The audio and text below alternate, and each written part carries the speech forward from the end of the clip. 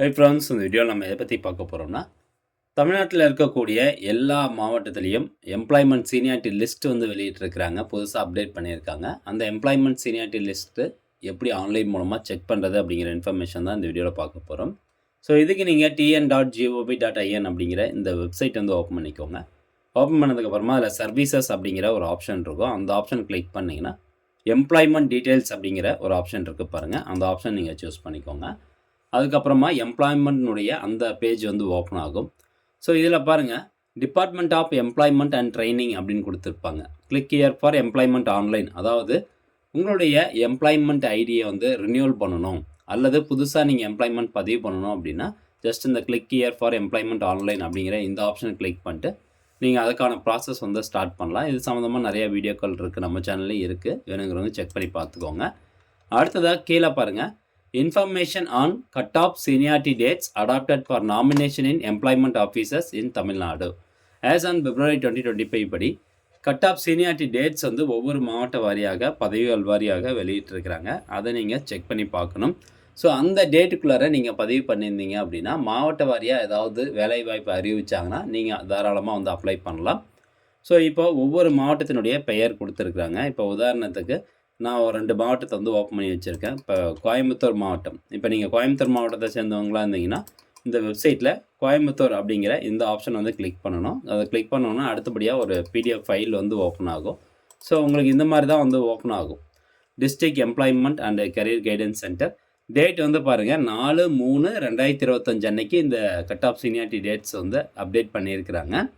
இப்போ ஃபஸ்ட் எடுத்தோன்னா குவாலிஃபிகேஷன்ஸ் கொடுத்துருப்பாங்க. கம்யூனிட்டி கேட்டகரி வைஸ் உங்களுக்கு குவாலிஃபிகேஷன்ஸ் கொடுத்துருக்காங்க. இப்போ எஸ்டி கேட்டகரி, ஃபஸ்ட் வந்து எஸ்டின்னா எஸ்டி கேட்டகரி, அப்புறம் எஸ்சிஏன்னா எஸ்சி அருந்ததியர், அதுக்கப்புறம் எஸ்சிஓ கொடுத்துருப்பாங்க. எம்பிசி கேட்டகரி, பிசி முஸ்லீம், பிசிஓ, இந்த மாதிரி வந்து கேட்டகரி வைஸாக பிரிச்சிருக்கிறாங்க. அப்புறம் லாஸ்ட்டாக பாருங்கள் ஜென்ரல் கேட்டகரி அப்படின்னு இருக்கும். பிசிஓன்னா பிசி அதர்ஸ், அதே மாதிரி எஸ்சிஓன்னா SC other category. SC Arunthathiyar இல்லாமல் மீதி இருக்கவங்க எல்லாமே எஸ்சி அதர்ஸ் கேட்டகரியில் வருவீங்க. இப்போ இதில் முக்கியமான அப்டேட் நம்ம பார்க்க வேண்டியது என்னென்னா, +2 வரைக்கும் 10th பாஸ் அல்லது 10th ஃபெயிலு, +2 பாஸ் அல்லது +2 ஃபெயில். ஸோ இவங்களுக்கு மட்டும்தான் வந்து குவாலிஃபிகேஷன்ஸ் கொடுத்துருக்காங்க. பதவி வாரியாக seniority dates cut off dates வந்து அறிவிச்சிருக்கிறாங்க. இப்போது அதுக்கு மேலே வந்து படிச்சிருக்கோம் பார்த்தீங்களா, இப்போ வந்து ஒரு டிப்ளமோவாக இருக்கட்டும், ஐடியாக இருக்கட்டும், அல்லது ஒரு டிகிரி படித்தவங்களாக இருக்கட்டும், ஒரு போஸ்ட் கிராஜுவேட் படித்தவங்களாக இருக்கட்டும். ஸோ இவங்களுக்கு எல்லாத்துக்கும் அந்தந்த துறை வாரியாக உங்களுக்கு பதவிகளுக்கான அந்த வேலைவாய்ப்பு அறிவிப்பாங்க. ஸோ அது மூலமாக தான் அப்ளை பண்ண முடியும். பட் இப்போது வந்து அதெல்லாம் எடுத்துட்டாங்க. இப்போது 12th முடித்த வரைக்கும் தான் குவாலிஃபிகேஷன்ஸ் அறிவிச்சிருக்காங்க. இப்போ உதாரணத்துக்கு நைட் வாட்ச்மேன் அப்படின்னா, night watchman able to read and right, அவங்களுக்கு வந்து எழுத படிக்க தெரிஞ்சிருக்கணும், தமிழில் எழுத படிக்க தெரிஞ்சிருக்கணும்.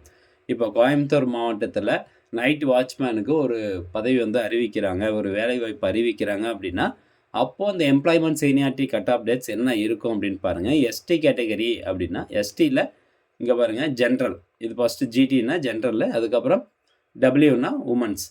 இப்போது ஜென்ரலுக்கு வந்து பாருங்கள் 14/6/2004 16/6/2021 பதிவு பண்ணி ரினியூவல் பண்ணி வச்சுருக்காங்க பார்த்தீங்களா. ஸோ அவங்க எல்லோரும் எலிஜிபிள், அவங்களுக்கான கட் ஆஃப் டேட்ஸ் இது. அதே வந்து பெண்களாக இருக்கும் பட்சத்தில் உமனில் டேட் பாருங்கள், 14/6/2024 16/6/2021 பதிவு பண்ணவங்களுக்கு இது வந்து சீனியாரிட்டி டேட்ஸ் அறிவிச்சிருக்காங்க. அதே இப்போ எம்பிசி கேட்டகரி அப்படின்னா 1/5/2013 16/6/2021 நீங்கள் பதிவு பண்ணியிருக்கணும். தொடர்ந்து 3 வருஷத்துக்கு ஒரு தடவை உங்களுடைய எம்ப்ளாய்மெண்ட் பதிவை ரினியூவல் பண்ணிட்டு வரணும். அதுதான் இதில் ரொம்ப முக்கியம். பதிவு பண்ணி வச்சுருந்தா மட்டும் பத்தாது, ரினியூவலும் பண்ணியிருக்கணும். அடுத்ததாக உமன் கேட்டகரிக்கு வந்து பார்த்திங்கன்னா 20/7/2013 16/6/2021. அடுத்ததாக என்ன பதவி? ஸ்வீப்பர் பதவி. அவங்களுக்கும் எழுத படிக்க தெரிஞ்சு ஸ்வீப்பர் அப்படின்னா இப்போ இருக்கிறாங்க பார்த்தீங்களா, ஸோ அவங்க. அதுக்கப்புறம் சானிட்டரி கிளீனிங் பண்ணுறவங்க, ஆஃபீஸ் அசிஸ்டண்ட்டு. ஸோ இவங்களுக்கு வந்து என்ன குவாலிஃபிகேஷன் இருக்கணும் அப்படின்னு சொல்லியிருக்காங்க. ஆஃபீஸ் அசிஸ்டண்ட் வந்து 8th பாஸ் பண்ணியிருந்தால் போதும். ரெக்கார்டு கிளர்க்குக்கு வந்து 10th பாஸ் பண்ணியிருந்தா 10th பாஸ் அல்லது ஃபெயில் வந்து அப்ளை பண்ணலாம். இது கோயம்புத்தூர் மாவட்டத்துக்கு. அந்த மாதிரி வந்து டிரைவருக்கு கொடுத்துருக்காங்க, கண்டக்டரு, அதே மாதிரி ஓவர்சியர், ஒயர்மேன், எலக்ட்ரீஷியன்ஸ்க்கு வந்து கொடுத்துருக்குறாங்க, வாட்டர்மேன் கொடுத்துருக்காங்க, கார்டன் மெயின்டைன் பண்ணுறவங்களுக்கு கொடுத்துருக்குறாங்க, சேல்ஸ் அசிஸ்டண்ட்டு, தென் அதுக்கப்புறம் பார்த்திங்கன்னா apprentice workers, salesman, packers, driver cum conductor. So இந்த மாதிரி ஒவ்வொரு பதவிக்கும் கட் ஆஃப் சீனியாரிட்டி டேட்ஸ் வந்து கொடுத்துருக்குறாங்க. ஸோ இந்த டேட்குள்ளே நீங்கள் இருந்தீங்க அப்படின்னா உங்களுக்கு வந்து முன்னுரிமை கொடுப்பாங்க.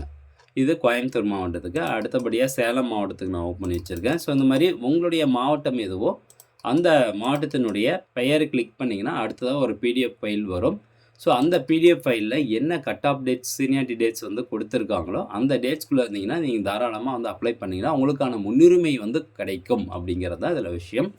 அண்ட் அதே மாதிரி இப்போ ஏற்கனவே சொன்ன மாதிரி பார்த்தீங்கன்னா ஒவ்வொரு மாவட்டத்துலேயும் 12th பாஸ் அண்ட் ஃபெயிலுக்குள்ளே மட்டும்தான் உங்களுக்கு வந்து கட் ஆஃப் சீனியாரிட்டி டேட்ஸ் இதில் கொடுத்துருக்குறாங்க. அதை தாண்டி நீங்கள் ஒரு டிகிரி குவாலிஃபிகேஷனில் ஒரு பதவி வருது, அதுக்கு நீங்கள் அப்ளை பண்ண போகிறீங்க அப்படின்னா அதுக்கு இந்த கட் ஆஃப் டேட்ஸ் வந்து பொருந்தாது. ஸோ ஃப்ரெண்ட்ஸ், இந்த இன்ஃபர்மேஷன் கண்டிப்பாக உங்களுக்கு பயனுள்ளதாக இருக்கும் அப்படின்னு நினைக்கிறேன். மீண்டும் அடுத்த ஒரு நல்ல பதிவில் சந்திக்கலாம். நன்றி, வணக்கம்.